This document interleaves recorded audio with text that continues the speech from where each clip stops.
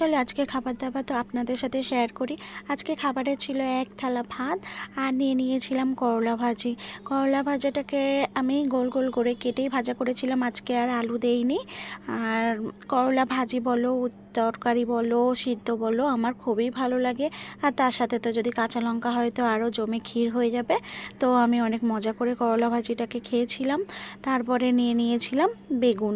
বেগুনটাকে আজকে আমি গোল গোল করে কেটে ভাজা করেছিলাম, নুন হলুদ মাখিয়ে ভাজা করে নিয়েছি। তারপরে কিছু মশলা পেস্ট করে নিয়েছিলাম, যেমন কিনা টমেটো, রসুন, আদা, পেঁয়াজ একসাথে পেস্ট করে নিয়ে ভালো করে মশলা কষিয়ে ওই ভাজা বেগুনগুলোকে ওর মধ্যে দিয়েই আবার একটু নাড়িচাড়ি নামিয়ে নিয়েছিলাম। তো অনেক মজা হয়েছিল, আপনারাও করে দেখবেন। তারপরে নিয়ে নিয়েছিলাম আমি চিকেন কষা।